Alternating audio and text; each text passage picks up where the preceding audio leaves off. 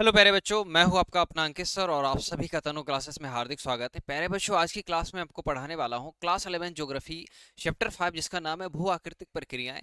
इसका आज पार्ट 2 होने वाला है। इसका मतलब है कि इससे पहले पार्ट 1 हो चुका है, तो अगर आपने वो वीडियो नहीं देखा है, वो क्लास नहीं देखा है, तो जाकर के जरूर देखिएगा। उसका लिंक इसी वीडियो के डिस्क्रिप्शन बॉक्स में मिल जाएगा, या फिर आपको यूट्यूब पर जाकर के सर्च करना है क्लास 11 ज्योग्राफी चैप्टर 5 बाय तनु क्लासेस। ऐसे सर्च करेंगे, आपके सामने वो वीडियो आ जाएगा और वो जो पहला पार्ट जो आपसे छूट चुका है वो आप देख सकते हैं। तो क्लास बच्चों शुरू करेंगे, उससे पहले थोड़ा सा ये देख लेते हैं कि हमने कौन कौन सा टॉपिक जो है कवर किया था, है ना। कौन कौन सा टॉपिक बच्चों कवर हुआ है क्लास में। तो सबसे पहले जैसे कि चैप्टर का ही नाम है, चैप्टर का क्या नाम है बच्चों? भू आकृतिक प्रक्रियाएं, है ना। क्या नाम है? भू आकृतिक प्रक्रियाएं। तो सबसे पहले हमने क्या क्या कवर किया है? सबसे पहले बच्चों हमने क्या क्या कवर किया है फर्स्ट टाइम, है ना। हमने कवर किया सबसे पहले, पहली बात तो हमने कवर किया है भू आकृति क्या होती है ना। क्या कवर किया है? ये भू आकृति जो है यह क्या होती है ना। उसके बाद हमने क्या कवर किया है? ये जो हमने कवर किया है भू आकृतिक प्रक्रियाएं क्या होती है ना बच्चों। क्या होती है? भू आकृतिक प्रक्रियाएं क्या होती है ना। भू आकृतिक प्रक्रियाएं, है ना। अंतर्जनित बल और बाहिर्जनित बल हमने देखा, है ना। कौन सा? अंतर जनित बल, अंतर्जनित बल, और कौन सा देखा हमने? और हमने बहिर्जनित बल देखा। किस कौन सा? बहिर्जनित बल हमने देखा, है ना। यहीं पर अंतर्जनित प्रक्रियाएं और बहिर्जनित प्रक्रियाएं भी, है ना। इसके दो प्रोसेस थे। कौन सा? एक तो अंतर्जनित प्रक्रियाएं थी, है ना। अंतर अंतर्जनित प्रक्रिया, है ना। अंतर्जनित प्रक्रिया। और दूसरी कौन सी थी? दूसरी बहिर्जनित प्रक्रिया। दूसरी कौन सी? दूसरी बहिर्जनित प्रक्रियाएं थी, है ना। तो ये सब जो है, ये सब टॉपिक हम कवर कर चुके हैं। उसके बाद हमने गुरुत्वाकर्षण भी देखा था। हमने क्या देखा था? गुरुत्वाकर्षण बल के बारे में भी हमने देखा था। ये गुरुत्वाकर्षण बल जो है, ये वैसा बल है जो भू आकृतिक प्रक्रियाओं को, यानी कि भूमि को आकार देने में क्या होता है? काम आता है। ये कौन कौन सा बच्चों? ये जो बल है, ये भूमि को आकार देने में क्या होता है? काम आता है। तो पहला हमने क्या देखा? भू आकृति देखा। भू आकृति क्या होती है ना। उसके बाद हमने भू आकृतिक प्रक्रियाएं देखी। इसमें हमने दो प्रक्रियाएं देखी, एक तो अंतर्जनित प्रक्रिया, और दूसरी अगर बात करेंगे तो दूसरा कौन सा था बच्चों? दूसरा था बहिर्जनित प्रक्रिया, है ना। दूसरा कौन सा था बच्चों? दूसरा था बहिर्जनित प्रक्रिया। उसके बाद हम लोगों ने क्या देखा? उसके बाद हम लोगों ने अंतर्जनित बल और बहिर्जनित बल देखा। क्या देखा? अंतर्जनित बल और बहिर्जनित बल। उसके बाद हम लोगों ने क्या देखा? उसके बाद हम लोगों ने देखा गुरुत्वाकर्षण बल क्या होता है। ये टोटल जो 5 टॉपिक है ये हम कवर कर चुके हैं। और आज की क्लास में क्या कवर करेंगे? तो आज की क्लास में बच्चों हम लोग कवर करेंगे, है ना। क्या क्या देखने वाले हैं? हम लोग अपक्षय देखने वाले हैं, है ना। हम लोग अपक्षय देखने वाले हैं, है ना। अपक्षय, है ना। अपक्षय कवर करेंगे, है ना। अपक्षय के प्रकार है ना। अपक्षय के प्रकार हैं, अपक्षय के प्रकार, इसको कवर करने वाले हैं। उसके बाद, है ना, अपर्दन देखेंगे, है ना। अपर्दन और निक्षेपण, है ना। अपर्दन और निक्षेपण के बारे में पढ़ेंगे। और किसके बारे में पढ़ेंगे? और मृदा निर्माण के बारे में पढ़ेंगे। किसके बारे में? मृदा निर्माण के बारे में पढ़ेंगे कि मृदा निर्माण क्या होता है, कैसे होता है, मृदा क्या होती है। इस सब को हम कवर करने वाले हैं बच्चों आज के टॉपिक में, आज के क्लास में। ये सारी की सारी बातें कवर होंगी। आई होप सो आपको समझ में आ गया। तो चलिए जो बच्चों शुरू करते हैं, है ना। आज की जो पहली जो टॉपिक है आज की क्लास का, वो शुरू कर देते हैं। क्या है टॉपिक? भू आकृतिक प्रक्रियाओं में क्या हम लोग देखने वाले हैं? अपक्षय देखने वाले। तो अपक्षय क्या होता है बेसिकली, ऐसे ही मैं समझाता हूँ आपको, है ना। अपक्षय क्या होता है? आपने क्या देखा होगा? चट्टाने देखा होगा। आपने क्या देखा होगा? पहाड़ देखा होगा। आपने पहाड़, पठार, पर्वत, आपने ये सब देखा होगा, है ना। ये सब देखा होगा। तो चट्टान रहती है वहां पर, है ना। चट्टान, और चट्टान कुछ नहीं, चट्टान खनिजों का क्या है? मिश्रण है। चट्टान कुछ नहीं है, बहुत सारे खनिज मिल करके क्या बनाते हैं बच्चों? चट्टान बनाते हैं, है ना। तो ये जो चट्टान है, ये क्या होते हैं? समय के साथ जब इसमें ताप के कारण, वर्षा के कारण, है ना, हवा के कारण जब ये घिसते हैं, बहते हैं, तो क्या होता है? टूटता है। धीरे धीरे क्या होता है? टूटता है। तो चट्टानों को टूटने की जो प्रक्रिया है वही क्या कहलाता है? अपक्षय कहलाता है। क्या कहलाता है? चट्टानों के टूटने की प्रक्रिया अपक्षय कहलाती है। ध्यान रखिएगा, इसमें चट्टान बह करके या उड़ करके दूसरे स्थान पर नहीं जाएगा, बल्कि चट्टान वहीं पर रहेगा। कहाँ रहेगा? जहां पर यह टूटेगा ना, जहां पर यह टूटेगा चट्टान, वहीं पर आसपास में ही रहेगा। कहीं हट करके, बह करके या उड़ करके, है ना, या तो बह करके, उड़ करके, घिस करके कहीं दूर नहीं जाएगा। जहां यह टूटेगा वहीं पर रहेगा। है ना बच्चों, जहां ये टूटेगा वहीं पर रहेगा। तो समझिएगा इस बात को। अपक्षय वह प्रक्रिया है जिसमें वायुमंडलीय तत्व, जैसे कि मैंने बताया आपको, हवा, पानी, तापमान, इस सब के वजह से जो धरती पर सतह पर मौजूद जो चट्टान और पदार्थ होते हैं ना, वह प्रभाव डालते हैं। और क्या प्रभाव डालते हैं? वह टूट जाते हैं, है ना। चट्टान क्या होते हैं? टूट जाते हैं। इसमें कई प्रकार की प्रक्रियाएं जो है ये शामिल होती है। अनेक वस्तुओं को, है ना, अकेले मिलकर या धरती की सतह के जो वस्तुओं को क्या करते हैं ये लोग? बदल देते हैं, है ना। बदल देना इन द सेंस, जैसे बड़ा सा पहाड़ था ना, बड़ा सा क्या था यहाँ पर? पत्थर था। यहाँ पर अपक्षय नामक प्रक्रिया हुई, यानी कि ये जो है चट्टाने ये टूटने लगे, टूट टूट के छोटे छोटे चट्टान बन गए, बीच में क्रैक आ गया, कुछ हो गया, तो अब ये क्या होगा? धीरे धीरे टूट करके दूसरे तरह के चट्टान बन जाएगा, है ना। घिस जाएगा, कोई अलग आकार का चट्टान बन जाएगा, पत्थर कंकर बन जाएगा, धीरे धीरे करके मिट्टी बन जाएगा। तो इसमें क्या होगा? ये जो धरती पर रखी जो वस्तुएं हैं इसमें क्या हो गया? परिवर्तन हो गया, चेंजेज आ गया, है ना। अपक्षय में पदार्थ जो है, समझिएगा, ये जो अपक्षय है इसमें पदार्थ का कोई स्थानांतरण नहीं होता। मैंने आपको बताया था ना, टूट करके वहीं पर रह जाएगा, कहीं दूसरी जगह नहीं जाएगा, स्थानांतरण नहीं होगा, मतलब एक जगह से दूसरी जगह नहीं जाएगा। इसलिए इसको क्या कहते हैं? स्थानिक, स्वस्थानिक या तदस्थानीय कहा जाता है। मतलब कि ये जो पदार्थ टूटा है, ये जो चट्टान टूटा है, वह टूट करके वहीं पर रहेगा, कहीं दूसरी जगह नहीं जाएगा। और ध्यान रखिएगा, वैसे तो बहुत सारे कारक है इसको तोड़ने के लिए, चट्टानों के अपक्षय होने के लिए बहुत सारे कारक जिम्मेदार है, लेकिन जलवायु जो है सबसे प्रमुख कारक है, सबसे बड़ा प्रभाव डालता है। और जलवायु में तापमान हो जाएगा, वर्षा आ जाएगा, है ना। तापमान, वर्षा, मौसम, ये सारी प्रक्रियाएं आएगी। वैसे तो हवा भी जिम्मेदार है ना, पानी भी जिम्मेदार है, लेकिन हिमस्खलन भी जिम्मेदार है। लेकिन पूछेगा अपक्षय का सबसे प्रमुख, सबसे प्रभावी कारक, सबसे बड़ा प्रभावी कारक कौन सा है? तो कौन सा हो जाएगा बच्चों? जलवायु हो जाएगा। ध्यान रखिए, ऑब्जेक्टिव आपसे पूछेगा, क्या हो जाएगा? जलवायु। अब जो ये अपक्षय है ये 3 प्रकार की होती है ना, ये जो अपक्षय 3 प्रकार से होती है, यानी कि चट्टानों का टूटना, छोटे छोटे टुकड़ों में बदलना। ये कितने तरीके से होता है? ये 3 तरीके से होता है। कौन कौन से तरीके हैं बच्चों? पहला तो है आपका रासायनिक अपक्षय, है ना। पहला कौन सा? रासायनिक अपक्षय। दूसरा है भौतिक या यांत्रिक अपक्षय, है ना। दूसरा क्या है बच्चों? भौतिक या यांत्रिक अपक्षय है। और तीसरा है आपका जैविक अपक्षय। तीसरा क्या है बच्चों? तीसरा आपका जैविक अपक्षय। तो एक हम लोग एक एक करके इसको देख लेते हैं, ये अपक्षय क्या क्या होते हैं ना। सामान्यतः अगर बात करें तो ये तीनों अपक्षय किसी पदार्थ में साथ साथ होती है, लेकिन हम तीनों को अलग अलग समझते हैं कि ये रासायनिक अपक्षय क्या होती है, भौतिक अपक्षय क्या होते हैं, या जिसको यांत्रिक अपक्षय कहते हैं, और जैविक अपक्षय क्या होता है। इस तीनों को एक एक करके हम क्या करते हैं? देखते हैं। तो सबसे पहला हमारा क्या था? रासायनिक अपक्षय। तो रासायनिक अपक्षय की प्रक्रियाएं क्या होती है ना? केमिकल वेदरिंग प्रोसेस इसको कहा जाता है। क्या कहते हैं बच्चों?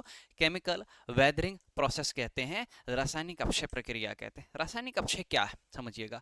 जो चट्टानें होती हैं, है ना, वो पानी की वजह से, है ना, हवा के वजह से, कई अम्लों के वजह से क्या होती है? यह उस हवा के वजह से, पानी की वजह से, अम्लों के वजह से अपने स्वरूप में परिवर्तन कर लेती है। मतलब उसका रूप जो है बदल जाता है ना, रासायनिक स्ट्रक्चर बदल जाता है उसका। इसी को क्या कहते हैं? रासायनिक प्रक्रिया कहते हैं। ध्यान रखिएगा, इसमें क्या होगा, जैसे कि मान लीजिए जहां पर बहुत ज्यादा क्या होगा? चूना पत्थर होगा, है ना, चूना पत्थर होगा, और वहां पर वर्षा होती है। अगर मान लीजिए वहां पर क्या होगा? चूना पत्थर होगा बहुत ज्यादा, जो पहाड़ चूना पत्थर का बना होगा, और वहां पर वर्षा होगा, तो वर्षा के पानी में चूना पत्थर क्या हो जाएगा? घुल जाएगा। घुल जाएगा तो वहां पर क्या हो जाएगा? बड़ा सा गड्ढा बन जाएगा, क्योंकि वो जो पहाड़ था, वो जो पत्थर था, वह घुल चुका है। या तो समतल मैदान हो जाएगा, या जमीन के नीचे था तो घुल करके क्या हो जाएगा? बह जाएगा, गड्ढा बना देगा। तो उसने अपने रासायनिक स्वरूप को क्या कर लिया? बदल दिया। उस चट्टान ने अपने रासायनिक स्वरूप को बदल लिया, यानी कि वह पानी में क्या हो गया? घुल गया। मतलब यहाँ पर क्या हो गया? सिर्फ रासायनिक रूप में परिवर्तन आया, भौतिक रूप में परिवर्तन नहीं आया। और यह मुख्यतः 5 प्रक्रियाओं के द्वारा होता है। कितनी? 5 प्रक्रियाओं के द्वारा, है ना। रासायनिक अपक्षय 5 क्रियाओं से इसको कह सकते हैं गुजरना पड़ता है। यह मुख्यतः 5 क्रियाएं होती। कौन कौन सा? विलयन। विलयन का मतलब है घुलना, है ना। पानी में जो खनिज होंगे वो घुल जाएंगे। जैसे पानी में नमक घुल जाएगा, पानी में क्या होगा? चूना पत्थर घुल जाएगा। इस वजह से भी क्या होगा? रासायनिक अपक्षय होगा, है ना। वो जो तत्व है, जो पदार्थ है, जो चट्टान है, उसकी आकृति, संरचना, ये सब क्या हो जाएगी? बदल जाएगी। दूसरा होता है कार्बोनेटीकरण, है ना, कार्बोनेशन जिसको कहते हैं। यहाँ पर कार्बन नाम से पता चलता है, तो कार्बन डाइऑक्साइड होगा ही, यानी कि CO2 तो होगा ही, और पानी भी होगा। ये दोनों मिल करके क्या करेगा? चट्टानों को घुला देगा।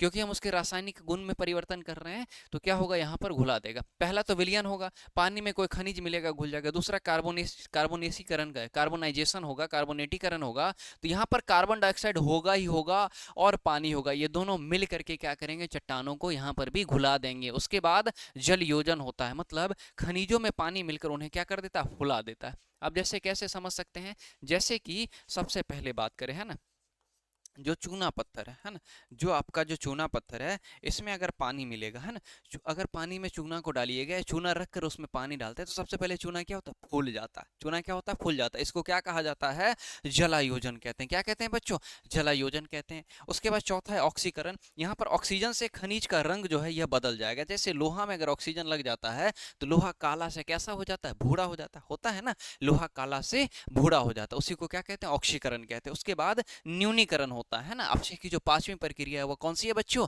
वह न्यूनीकरण है। ऑक्सीजन की कमी से खनिजों का रंग रूप बदल जाता है। ऑक्सीजन से क्या होता है, खनिज में जंग लग जाएगा, लेकिन न्यूनीकरण में क्या है कि ऑक्सीजन की कमी हो गई, जिस खनिज को ऑक्सीजन चाहिए अब उसको ऑक्सीजन मिल नहीं रहा है, तो उसका क्या होगा, रंग या रूप ये बदल जाएगा। ये जो है अपक्षय की कुल कितनी प्रक्रियाएं हैं, अपक्षय की कुल का 5 प्रक्रियाएं। तो आपसे दो शब्द, दो चीज यहां से पूछ सकता है, कौन कौन सा, पहला तो आपसे अपक्षय का परिभाषा पूछेगा, और दूसरा आपसे क्या पूछेगा, अपक्षय की कितनी प्रक्रियाएं होती है। तो अपक्षय की मुख्यतः कितनी प्रक्रियाएं होती है, 5 प्रक्रियाएं। कितनी बच्चों, 5 प्रक्रिया। यहाँ पर है ना, अलग अलग तरह से अपक्षय होते हैं, अलग अलग तरह से अपक्षय की प्रक्रियाएं होती हैं, कितने, जो यहाँ पर आपको लिखा हुआ है ना।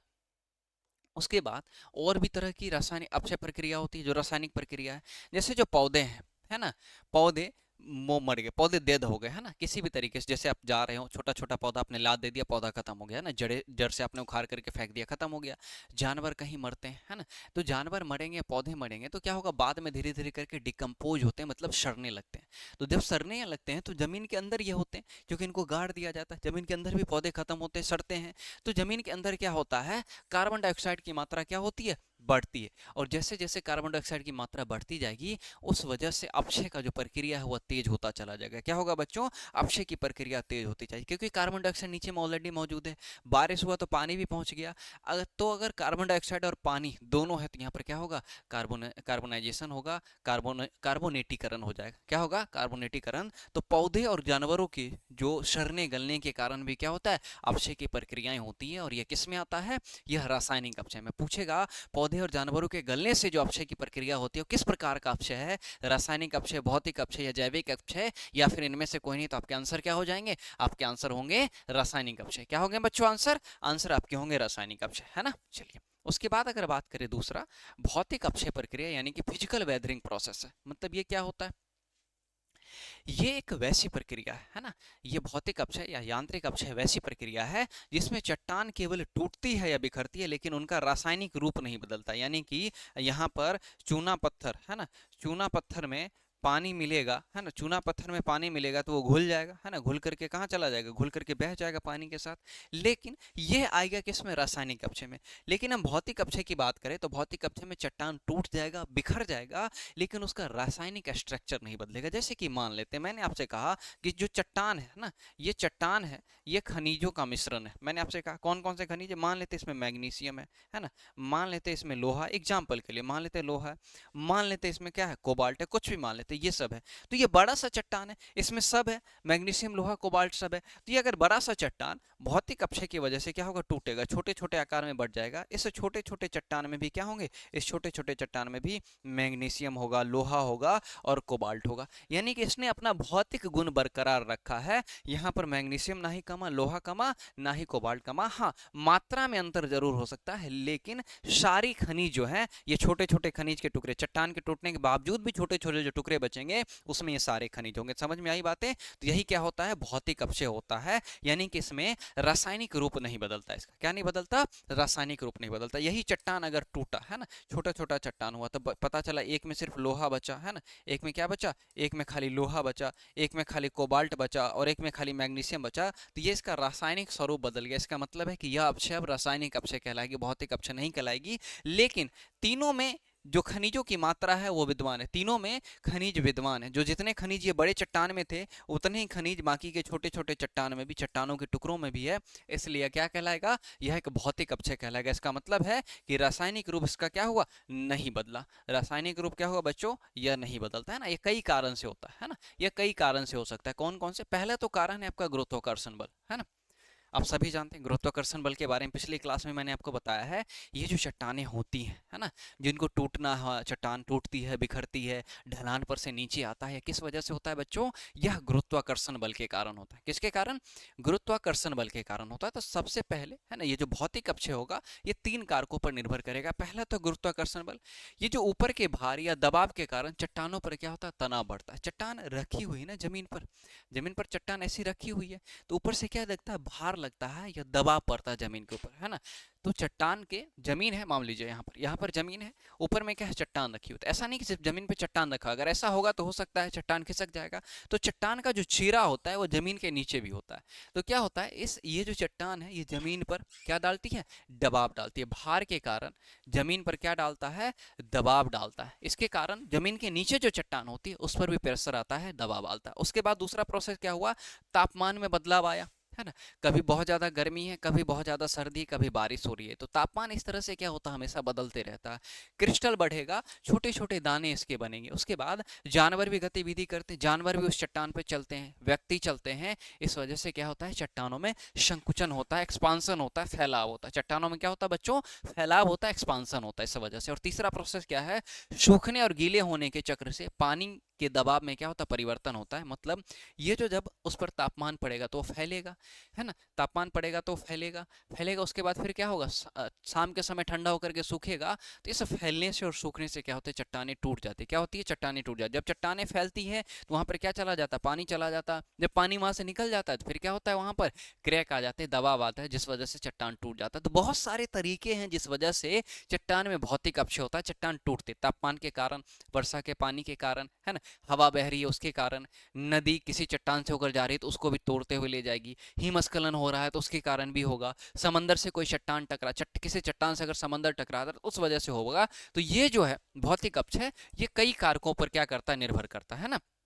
लेकिन अधिकतर जो होगा तापमान के अंतर और दबाव के घटने से होती है। मतलब तापमान का जो अंतर होता है, जैसे रेगिस्तानी क्षेत्रों में कहीं पर बहुत ज़्यादा गर्मी है ना, दिन के समय बहुत ज़्यादा गर्मी है, और शाम रात रात होते होते तापमान में बहुत ज़्यादा अंतर होता है। तो जब बहुत ज़्यादा गर्मी होती है तो चट्टान बहुत सारे खनिजों से मिलकर के बना है। तो खनिजों में क्या होता है? एक्सपांसन होता है, फैलाव होता है, जिस वजह से चट्टानें फैल जाती है।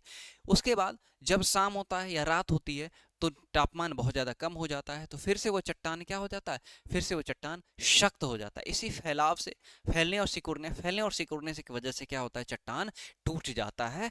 तो तापमान का तो असर हुआ ही, साथ ही साथ दबाव के घटने के भी कारण होता है। जैसे फैलता है तो दबाव कम हो जाता है ना, सिकुड़ गया तो दबाव बढ़ जाएगा। इस दोनों वजह से क्या होता है? भौतिक अपक्षय ज्यादा होता है। तो भौतिक अपक्षय के लिए 2 महत्वपूर्ण कारक जिम्मेदार, एक तो तापमान और दूसरा दबाव। क्या होता है बच्चों? तापमान और दूसरा दबाव जो है, ये दोनों रिस्पॉन्सिबल है। ठीक है। तीसरा होता है जैविक अपक्षय, है ना। तीसरा कौन सा प्रकार है बच्चों? तीसरा प्रकार है हमारा जैविक अपक्षय, है ना। अब पूछो जैविक अपक्षय क्या होता है? आपने इस तरह की चट्टानें देखी होगी, चट्टानों के ऊपर से क्या होता है? पेड़ पौधे निकल आते हैं, है ना। घरों की दीवारों से पेड़ पौधे निकल आते हैं, निकलते हैं ना। पीपल का पेड़ तो सामान्यतः निकल ही आता है। चट्टानों में आपने देखा होगा, चट्टानों का सीना चीर करके पौधे निकल आए। तो ये सब क्या है? ये सब जैविक अपक्षय एक तरह की प्रक्रिया है जिसमें जीवित प्राणी, है ना, जीवित प्राणी जैसे हम लोग हो गए, मनुष्य हो गए, कीड़े मकोड़े हो गए, है ना, कीड़े मकोड़े हो गए, उसके अलावा जीव जंतु, जानवर है, ये सब हो गए, है ना, और पौधे चट्टानों व मिट्टी पर असर डालकर उन्हें तोड़ते हैं या बदल देते हैं, है ना। जब चट्टानों का सीना चीर करके पौधा निकलेगा तो जाहिर सी बात है चट्टान में पहले से तो कोई जगह था ही नहीं, तो किसी ना किसी तरीके से वो पौधा क्या करेगा? चट्टानों में अपना जगह बनाएगा। अगर चट्टानों में जगह बनेगा तो इसका मतलब है कि चट्टान वहां से टूटेगा, तो टूटेगा, चट्टानों को तोड़ देगा या चट्टानों को बदल देगा। यही क्या कहलाता है? जैविक अपक्षय कहलाता है। क्या कहलाता है बच्चों? जैविक अपक्षय। इसमें जो जीव होते हैं उनकी गतिविधियां और वृद्धि चट्टानों के वातावरण और संरचना को क्या कर देती है? बदल देती है ना। पहले मान लीजिए चट्टान की संरचना किसी और आकार की, है ना, मान लीजिए वहां पर, है ना, मान लीजिए उस चट्टान में, है ना, लोहा है, मैग्नीशियम है, ये सब है। लेकिन जैसे ही क्या होगा? पेड़ पौधे निकलेंगे, है ना, पौधे चट्टान का सीना चीर करके निकलेंगे, तो हो सकता है कहीं पर कार्बन डाइऑक्साइड की मात्रा बढ़ जाए, हो सकता है कहीं पर ऑक्सीजन की मात्रा बन जाए, हो सकता है कहीं पर क्या होगा? नाइट्रोजन की मात्रा बढ़ जाए। इस वजह से क्या होगा? चट्टानों की संरचना में क्या हो जाएगा? परिवर्तन आ जाएगा, जिससे खनिज और आयन एक जगह से दूसरी जगह चले जाएंगे, है ना। जाहिर सी बात है, खनिज और एक जगह से दूसरी जगह कैसे जाएंगे, क्योंकि जैसे ही ये टूटेगा तो नीचे की तरफ लुढ़क करके आएगा, या फिर वर्षा होगी, हवा चलेगा, किसी न किसी वजह से या दूसरी जगह नीचे टूट करके आएगा, है ना। जैसे कि केचुआ हो गया, आपने देखा होगा, दीमक, जिसको दीमक कहते हैं ना, जो लकड़ी को खा जाता है ना, चूहा हो गया, ये सब बिल बनाता है। बिल बना करके क्या करता है, नई नई सतहें खोल देता है, क्योंकि जमीन में पहले से तो छिद्र होता नहीं है। तो ये केचुआ, दीमक, ये सब क्या करते हैं, चूहे, ये बिल बनाते हैं, जिससे हवा और नमी, पानी वो जमीन के अंदर जाती है, जो रासायनिक अपक्षय को बढ़ावा देता है ना। बिल बनाने की जो प्रोसेस है, खोदने का जो प्रोसेस है, वो जैविक अपक्षय तक हुआ है ना। केचुआ, दीमक, चूहा, ये सब जैविक अपक्षय करता है, लेकिन जब उसमें पानी गया, हवा गया, है ना, नमी गया, तो ये सब क्या हो जाएगा, अब रासायनिक अपक्षय का प्रकार हो जाएगा, और ये सब रासायनिक अपक्षय के तहत आएगा। इसलिए स्टार्टिंग में ही आपको बताया गया होगा, ये जो तीनों अपक्षय साथ साथ होते हैं, भौतिक अपक्षय, रासायनिक अपक्षय और जैविक अपक्षय, लगभग क्या होते हैं, साथ साथ होते हैं, है ना। मनुष्य जो है खेती करता है और पेड़ काटता है, इससे क्या होता है, मिट्टी में हवा, पानी और खनिजों का मेल बढ़ जाता है। खेती करने से पानी डालते हैं, है ना, हवा आती है ना, उसके बाद खनिज डालते हैं, यूरिया, पोटास इत्यादि डालते हैं, तो मिट्टी में हर चीज का मेल बढ़ जाता है ना। तो यह भौतिक अपक्षय, खेती करेगा तो मनुष्य द्वारा भौतिक अपक्षय, लेकिन वहीं पर हवा, पानी और खनिज का यहाँ पर यूज हो गया, तो ये क्या हो गया, रासायनिक अपक्षय में। किसका में आ गया, रासायनिक अपक्षय। उसके बाद जो सड़ने वाले पौधे हैं, है ना, जो पशु हैं, जो मर चुके हैं, है ना, अब जाहिर सी बात है उनकी बॉडी डिकम्पोज होगी, सड़ेगी, तो ये एक अम्ल बनाएंगे, जो चट्टानों को गलाने में क्या करता है, मदद करता है, घुलाने में मदद करता है, इससे चट्टान गल जाते हैं, घुल जाते हैं।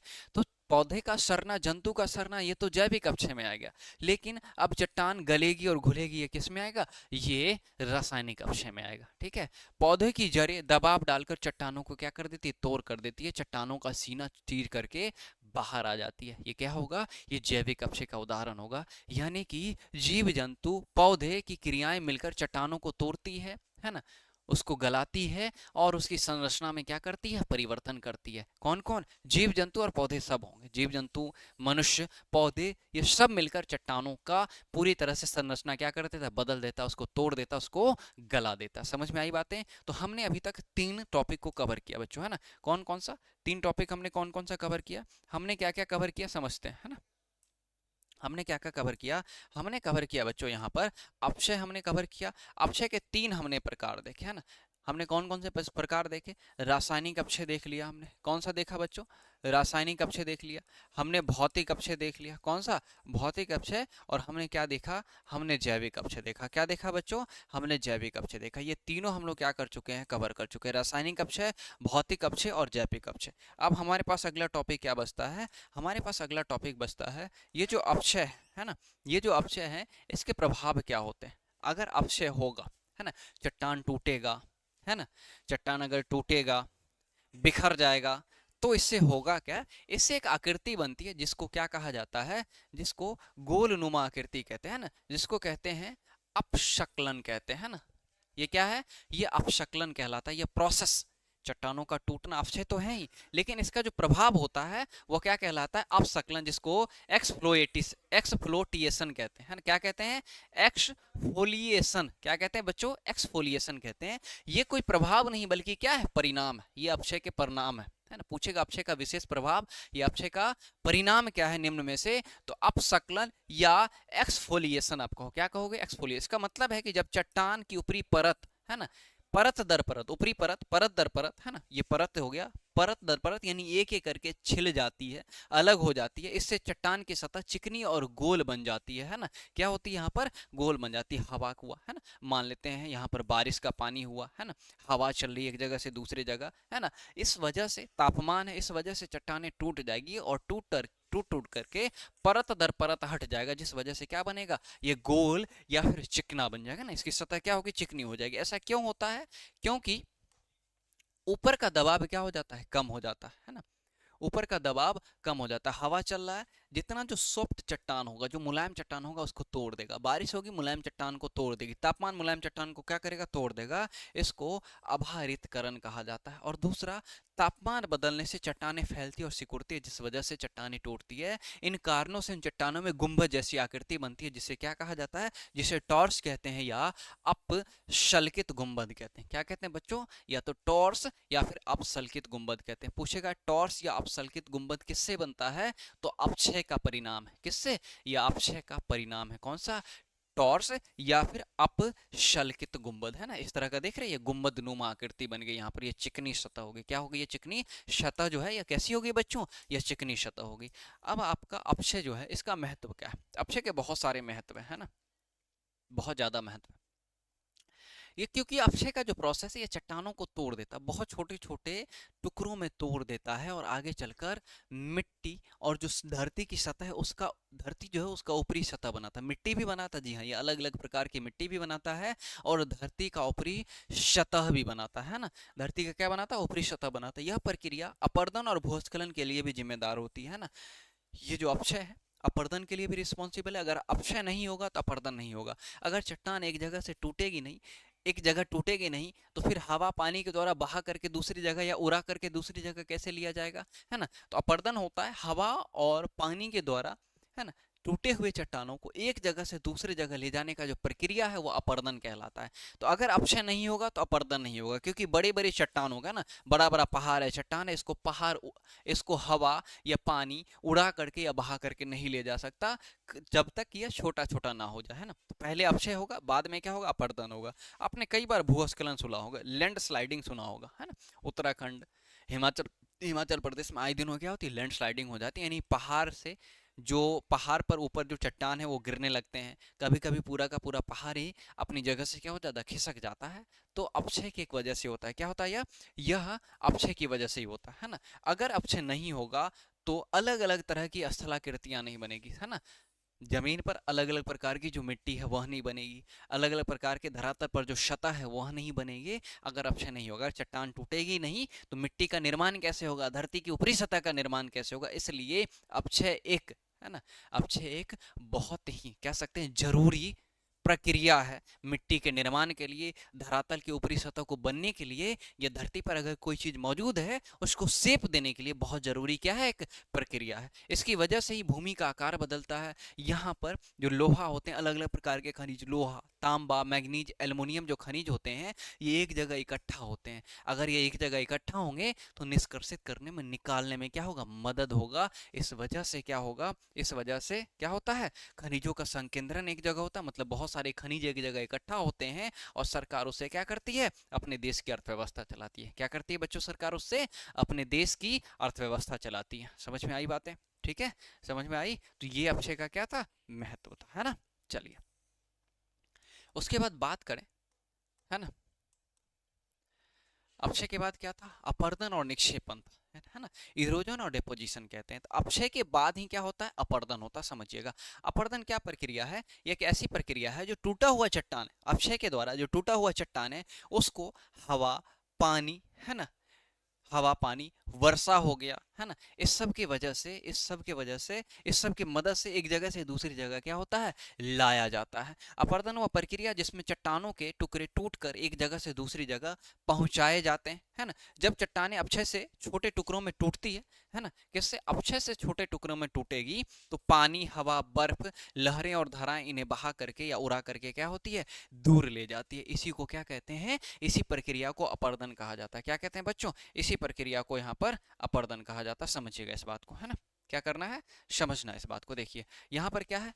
बड़ा बड़ा चट्टान है ना, यहाँ पर बड़ा बड़ा चट्टान है। अब यहाँ पर क्या हो रहा है? अपक्षय की प्रक्रिया होगी, है ना। क्या होगा? अपक्षय होगा। अपक्षय होगा तो ये चट्टाने टूटेगा। क्या होगा? ये चट्टान टूटेगा तो छोटा छोटा चट्टान बनेगा। क्या बनेगा? छोटा छोटा चट्टान। एग्जाम्पल के लिए बात करते हैं, या यहीं पर रह गया, मान लीजिए ऐसे था, यहाँ पर आकर के रुक गया, कुछ भी हो गया। अब यहाँ पर हवा चल रहा है, बारिश हो रही है, कुछ भी हो रहा है, हवा चल रहा है, बारिश हो रही है, कुछ भी हो रहा है, ये बहा करके क्या ले जाएगा? दूसरी जगह पर, छोटे छोटे चट्टान को दूसरे जगह पर ले जाएगा। यानी कि यहाँ पर क्या हो गया? स्थानांतरण हो गया। क्या हो गया? यहाँ पर स्थानांतरण हो गया। और इसी प्रोसेस को क्या कहा जाएगा? इसी प्रोसेस को, स्थानांतरण प्रोसेस को क्या कहेंगे? अपर्दन कहेंगे। क्या कहेंगे बच्चों? अपर्दन कहेंगे, है ना। इसी प्रोसेस को क्या कहेंगे? अपर्दन कहेंगे। समझिएगा, है ना। तो बिना अपक्षय के अपर्दन तो पॉसिबल नहीं। इतना तो समझ में आ गया कि बिना अपक्षय के अपर्दन जो है ये पॉसिबल नहीं होता। ठीक है, अब क्या होता है? ये टुकड़े जो आपस में या चट्टानों से टकराने से घिसाव, इसमें घर्षण होता है, चट्टाने धीरे धीरे घिसती है ना। इस तरह से ऊंचे स्थान क्या होते हैं, नीचे हो जाते हैं और धरती का आकार जो है बदल जाता है। जाहिर सी बात है, जब ऊंचे ऊंचे आकार है वहां से चट्टानें घिसेगी, चट्टान को उड़ा करके बहा करके एक जगह से दूसरी जगह ले जाया जाएगा, तो जहां वो चट्टानें थी वहां भी आकार बदलेगा, जहां ये चट्टान जाएगी वहां पर भी धरती का आकार क्या होगा, बदल जाएगा, है ना। अपक्षय, भूस्खलन और अपरदन जो ये सभी धरती की ऊंचाई घटाने वाली प्रक्रिया है। तो एक ऑब्जेक्टिव यहां से ये बनेगा आपका कि निम्न में से कौन धरती की ऊंचाई घटाने वाली प्रक्रिया नहीं है। ये तीन ऑप्शन आपको देगा, अपक्षय देगा, भूस्खलन देगा, अपरदन देगा, है ना। अब पूछेगा नहीं है तो एक आपको क्या देगा, निक्षेपण देगा। क्या देगा बच्चों, एक निक्षेपण देगा। निक्षेपण धरती के ऊंचाई को घटाने वाली प्रक्रिया नहीं है। क्या होता है, अपक्षय से भी चट्टानें टूटती हैं, लुढ़क करके नीचे आती हैं, भूस्खलन से चट्टानें लुढ़क करके नीचे आता है, पहाड़ घिसक जाता है। अपरदन, टूटी हुई चट्टान को एक जगह से दूसरी जगह ले जाने की प्रक्रिया है। तो ये सब क्या है कि ये धरती की ऊंचाई को क्या करती है, घटा देती है। जबकि निक्षेपण ऐसा नहीं करता, है ना बच्चों, क्या नहीं करता, निक्षेपण ऐसा नहीं करता। ठीक है, निक्षेपण क्या होता है, जिसमें अब क्या हुआ, पदार्थ है ना, जो टूटा हुआ चट्टान था वह हवा के माध्यम से, पानी के माध्यम से, बारिश के माध्यम से, लहरों के माध्यम से, धाराओं के माध्यम से एक जगह से दूसरे जगह जा रहा था, है ना। क्या हो रहा था, जा रहा था। जब उड़ करके बह करके जा रहा था, तो जब जाहिर सी बात है पानी के साथ क्या जाएगा, मान लीजिए पानी के साथ, हवा के साथ या बर्फ के साथ ये उड़ करके जाएगा, तो ये अपने साथ लाए हुए पदार्थ को क्या करती है, एक जगह इकट्ठा कर देती है। क्योंकि जब हवा धीमी होगी, पानी जब मैदानी क्षेत्रों में आएगा, तो वहां पर क्या होगा, अपने साथ लाए गए गाद को, अवसाद को वह जमा कर देगी। यही जमा करने को क्या कहा गया है, निक्षेपण कहा गया। क्या कहा गया, निक्षेपण। तो वह प्रक्रिया जिसमें अपरदन से बहाकर या उड़ाकर लाया गया चट्टानी मलबा या कण किसी स्थान पर क्या हो जाता है, जमा हो जाता है, डिपॉजिट हो जाता है। जैसे बैंक में आप क्या करते हो, पैसा डिपॉजिट करने जाते हो, जमा करने जाते हो, उसी तरह से जो चट्टान है, जो कण है, वो एक जगह से जमा हो जाएगा या डिपॉजिट हो जाएगा, है ना। जब पानी, हवा या बर्फ की गति धीमी हो जाती है तो अपने साथ लाए हुए पदार्थों को आगे नहीं ले जा पाते, तो वे यानी कि हवा, पानी और बर्फ उन कणों को वहीं पर छोड़ देते हैं। इसी प्रोसेस को क्या कहते हैं बच्चों, निक्षेपण कहा जाता है। क्या कहते हैं, निक्षेपण। निक्षेपण कोई अलग कारक नहीं बल्कि अपरदन का ही क्या है, अगला चरण है। तो पूछेगा यहाँ पर अपरदन का अगला चरण निम्न में से कौन सा है, आपके आंसर क्या हो जाएंगे, अपरदन का अगला चरण निम्न में से निक्षेपण है। क्या कहोगे बच्चों, निम्न में से अपरदन का अगला चरण कौन सा है, निक्षेपण है। उदाहरण के लिए अगर बात करेंगे, जो मैंने उदाहरण आपको बताया है, नदी जब समतल भूमि पर पहुंचती है तो उसकी गति कम हो जाती है, तो अपने साथ जो वो रेत लाती है, गाद लाती है, पत्थर लाती है, उसको क्या कर देती है, जमा कर देती है। और इस वजह से क्या बनते हैं, जलोढ़ मैदान बनते हैं, जहां पर जो बहुत ज्यादा उपजाऊ मिट्टी होती है। क्या होती है, बहुत ज्यादा उपजाऊ मिट्टी, एलुवियन प्लेन कहा जाता है इसको। जब हवा चलती है तो उसके द्वारा जो रेतीला पदार्थ होता है वह जाता है, लेकिन जब हवा स्लो हो जाती है, रुक जाती है, तो रेतीले पदार्थ को नीचे की तरफ गिरा देती है, फिर हवा धीरे धीरे आगे बह जाती है। इस वजह से क्या बनता है, बालू के टीले का निर्माण होता है ना। तो बालू का टीला, रेत के जमा होने से बालू का टीला बना, है ना। रेत, गाद या पत्थर के जमा होने से क्या बना, जलोढ़ मैदान बना। तो जलोढ़ मैदान, बालू का टीला, ये सब क्या है, ये सब निक्षेपण के उदाहरण हो जाएंगे। क्या हो जाएंगे बच्चों, निक्षेपण के ये सब उदाहरण हो जाएंगे। समझ में आई बातें, समझ में आई बातें, बिल्कुल, आई होप सो बातें समझ में आ गई आपको, है ना। चलिए, उसके बाद बात करते हैं बच्चों मृदा का निर्माण, सॉइल फॉर्मेशन, है ना। उससे पहले तो ये जानो कि मृदा होती क्या है ना। उससे पहले तो ये जानो कि मृदा क्या होती है कि नहीं। चलिए, तो मृदा क्या होता है बच्चों, समझना। यह पृथ्वी का सबसे बाहरी परत होता है ना। सबसे बाहरी और सबसे ऊपरी परत होता है, जो कैसे बनता है, अपक्षय की वजह से बनता है। जो चट्टान टूटता है ना, अपक्षय, अपरदन, है ना, निक्षेपण, ये सब शामिल होता है इसमें। चट्टानों के टूटने फूटने और जैविक पदार्थों के मिलने से बनती है। जब चट्टान टूटेगा फूटेगा, अपक्षय होगा, है ना, और जैविक पदार्थ उसमें पेड़ पौधे, है ना, सड़े गले अवशेष हो गए, जानवरों और पौधों को सड़े गले अवशेष होंगे। जब ये मिल जाएगा तो किसका निर्माण होगा, पृथ्वी के ऊपरी सतह का निर्माण होगा, जिसको क्या कहते हैं, मृदा। तो मृदा क्या है, पृथ्वी का बाहरी या सबसे ऊपरी परत है, जो चट्टानों के टूटने फूटने से और जैविक पदार्थों के मिलने से बनती। आसान भाषा में लिखना, अगर आपसे मृदा का परिभाषा पूछेगा, बिल्कुल आसान भाषा में लिखना है, 2 नंबर आपको यहीं से मिल जाएगा, है ना। क्या होगा बच्चों, 2 नंबर आपको यहीं से मिल जाएगा। समझ में आई बातें। चलिए, उसके बाद बात करते हैं मृदा निर्माण की प्रक्रिया, प्रोसेस ऑफ सॉइल फॉर्मेशन, मतलब मृदा कैसे बनता है ना। तो मिट्टी बनने की प्रक्रिया एक बहुत ही स्लो, बहुत ही धीमी प्रक्रिया है, जो हजारों लाखों सालों से ऐसा होता आता है। हजारों सालों में मिट्टी बनता है। ऐसा नहीं है कि 1 साल, 2 साल, 10 साल या 20 साल या 100 साल में बनता है। ये हजारों सालों की प्रक्रिया है। हजारों सालों के परिणाम के बाद क्या होता है, मिट्टी का निर्माण होता है। तो मिट्टी बनने की प्रक्रिया बहुत धीमी और जटिल होती है, इसमें हजारों साल लगते हैं। यह प्रक्रिया कई कारकों पर, है ना, यह प्रक्रिया कई कारकों पर क्या करती है, निर्भर करती है, जो मिलकर धीरे धीरे चट्टानों को क्या करते हैं, बदल देते हैं, और बदल करके किस में बदल देते हैं, मिट्टी में बदल देते हैं। यह प्रक्रिया चट्टानों को किस में बदलते हैं, मिट्टी में। तो मुख्यतः मृदा निर्माण के जो कारक है ना, जो कई कारक यहाँ पर देखें, ये मुख्यतः 5 कारक होते हैं, जो हम एक एक करके देखने वाले हैं, है ना। मृदा निर्माण के कितने कारक है बच्चों, 5 कारक है। पहला कारक है मूल सामग्री, जिसको कहते हैं पेरेंट मटेरियल, है ना। जैसे कि टी शर्ट बनाना, एग्जाम्पल के लिए मैं बात करूं, जैसे कि टी शर्ट बनाना है, तो टी शर्ट बनाने के लिए अगर सूती वस्त्र का टी शर्ट बनाना है तो कपास चाहिए। तो कपास हो गया मूल, वहां पर सामग्री हो गया सूती वस्त्र बनाने के लिए। उसी प्रकार मृदा को बनाने के लिए पेरेंट मटेरियल चाहिए। तो पेरेंट मटेरियल क्या होता है, ग्रेनाइट और बेसाल्ट नामक जो चट्टानें होती है, ये इसका पेरेंट मटेरियल है।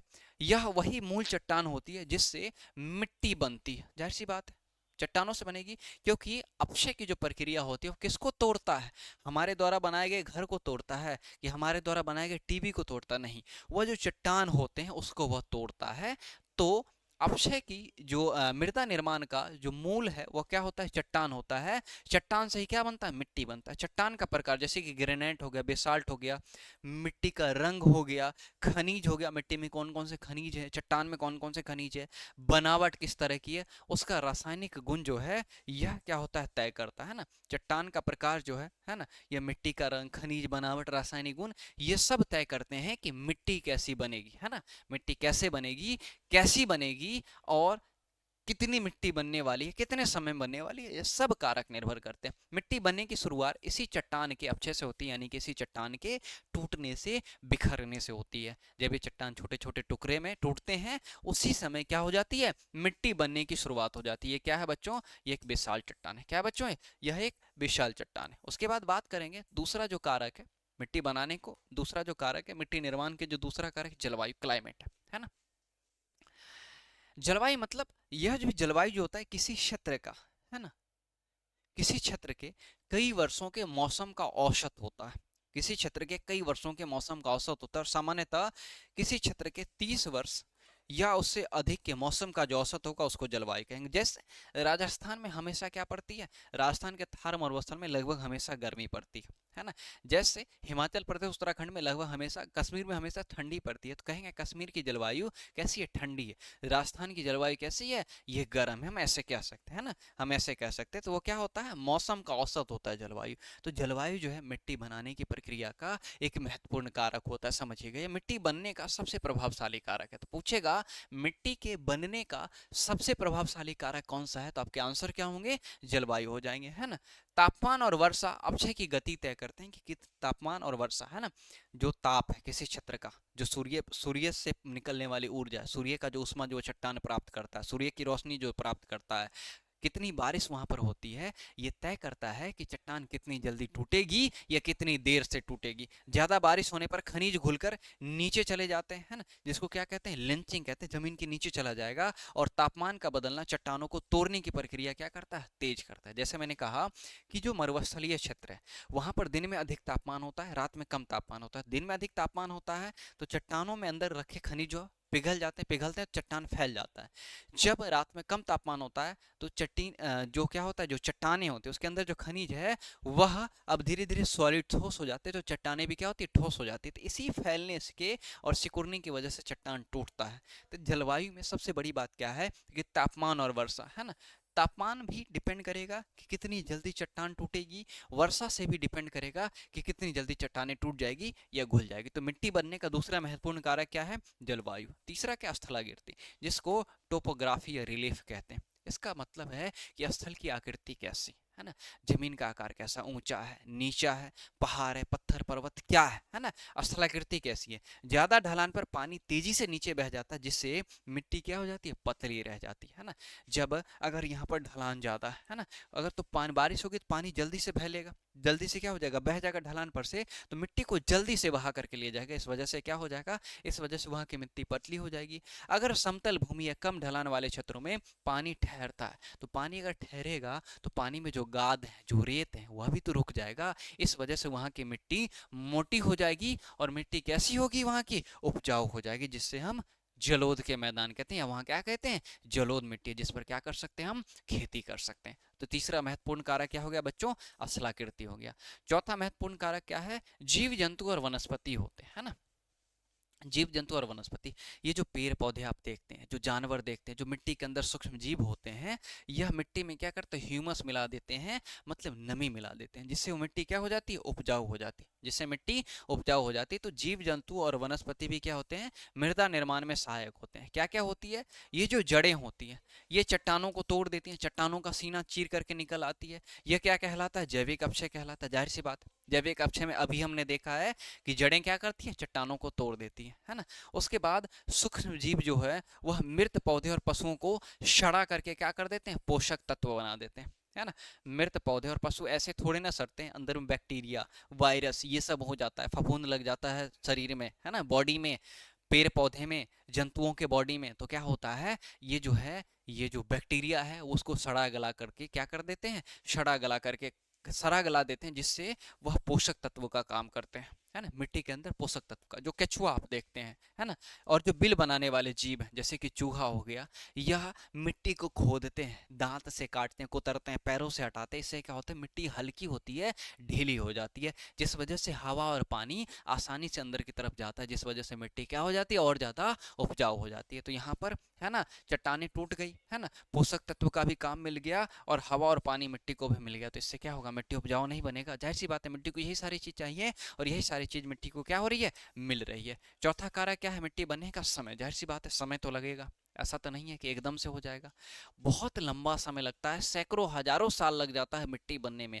और केवल 1 सेंटीमीटर मिट्टी बनने में, समझिएगा, केवल 1 सेंटीमीटर मिट्टी को बनने में सैकड़ों या हजारों साल लग जाते हैं ना। 1 साल, 2 साल, 5 साल का या 10 साल का प्रोसेस नहीं है, सैकड़ों साल कह रहे। इसका मतलब है कि 200-300 साल, अगर 1 सेंटीमीटर भी कम से कम मिट्टी बनेगा तो 200-300 साल लगेगा। इसलिए कहा जाता है कि मृदा प्रदूषण नहीं करनी चाहिए, प्लास्टिक इधर उधर नहीं फेंकना चाहिए, इधर उधर कपड़े या इत्यादि चीजें नहीं फेंकनी चाहिए। अगर ऐसा करोगे तो वहां पर जो निकलने वाले घास फूस है, निकलने वाले पौधे, वो निकलेंगे नहीं, सैकड़ों सालों तक, हजारों सालों तक वो चीजें वहीं पर पड़ी रह जाएगी, है ना। इस वजह से मिट्टी बंजर हो जाएगी। अगर वो पौधे निकलते, घास फूस निकलते, तो कम से कम थोड़ा सा भी तो ऑक्सीजन का मात्रा होता वहां पर, ऑक्सीजन की मात्रा बढ़ती, स्वच्छ हवा लोगों को मिलता। इसलिए कहा जाता है कि जब आप खाते पीते हो तो प्लास्टिक के जो रैपर्स होते हैं, प्लास्टिक का थैला होता है, वो इधर उधर नहीं फेंकना, वो क्या कर देना चाहिए, डिकम्पोज कर देना चाहिए, है ना। जितना अधिक समय मिलता है, मिट्टी उतनी ज़्यादा गहरी और परिपक्व बनती, यानी कि उतनी ही ज़्यादा वहाँ क्या बनेगी, उपजाऊ बनेगी।